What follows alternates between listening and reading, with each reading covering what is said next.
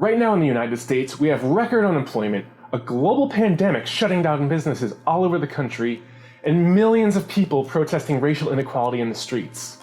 But the stock market just had its best month in 33 years. How does that make any sense?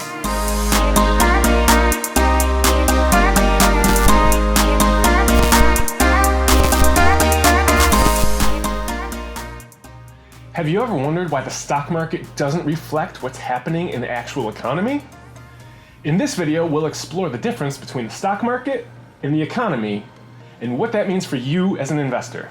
So if that's something you're into, give this video a big thumbs up down below and let's get into it.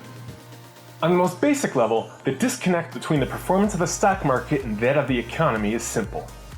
You see, the stock market is forward-looking. Stock prices today reflect expectations of future earnings and performance, whereas economic data is reported after the fact, so it's telling us what's already happened. For example, when unemployment figures are released this month, they're going to be reporting on jobs that were lost last month. Not only that, unemployment figures are often revised many times in the months after their initial reporting. Another example is with recessions. Recessions aren't officially declared as having begun or ended until many months after the fact.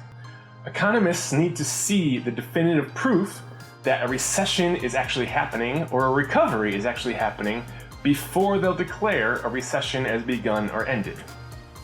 It's only really large, unexpected economic events that will really shake up the market in the short term. Things like the 9/11 terrorist attacks, or more recently, the breakout of the COVID-19 pandemic. Another reason for the disconnect between the stock market and the economy is we're in the era of corporate bailouts. Similarly, monetary policy from the Fed is specifically designed to buoy the stock market. A third reason is our low interest rate environment. Near zero interest rates in savings accounts and terrible yields in the bond market have left investors with little where else to go outside of equities in the stock market for return on their investment. Has the current economic situation changed the way you invest? Leave me a comment down below and let me know how. Now let's look at some examples from our recent history. First up is the stock market crash of 1987, a day they call Black Monday. The markets crashed nearly 25%, leading policymakers to cut interest rates to prepare for a recession that never came. The late 1980s were actually a boom time for most first world economies. The best example of the disconnect between the stock market and economic news is probably from the financial crisis of 2007 and 2008. The stock market began to fall in October of 2007, but economic data shows the recession didn't start until sometime in the first quarter of 2008. The same time Bear Stearns and Lehman Brothers ended up collapsing. Furthermore, that recession wasn't officially announced until December 2008, almost a full year after it officially began.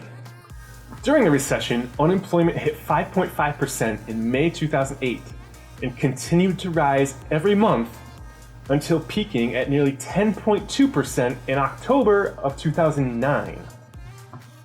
With continually bad unemployment and GDP data coming out every month for over a year, the stock market must have continued tanking, right? Wrong.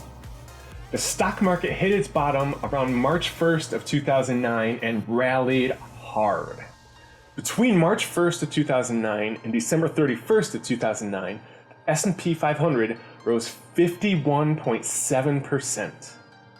All while unemployment was continually rising, all the economic data that was coming out was terrible, and nothing but doom and gloom was all over the nightly news. Why? Simply put, the markets were expecting the data that was coming out to actually be worse than it was. All the bad news that was coming out was priced into the market, as people love to say. Now on to our most recent example, the coronavirus pandemic of 2020.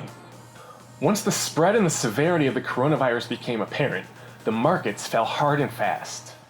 Between February 20th and March 20th, the markets fell 34% due to the unexpected nature of the coronavirus outbreak. In April of 2020 alone, over 20 million people filed for unemployment.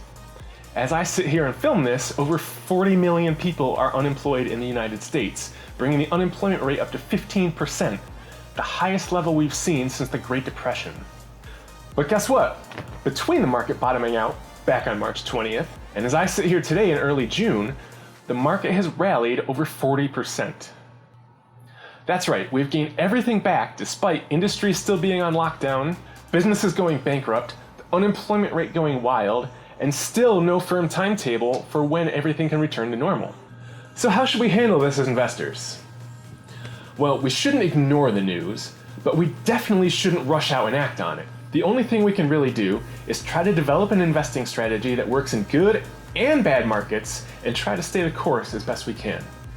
So if you want to learn how to do that, hit the subscribe button and click on the bell icon so you get notified every time I post a new video.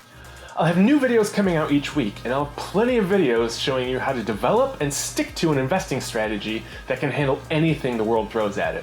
Thanks for watching, and I'll see you in the next video. Boom. I think we're on a roll today, son!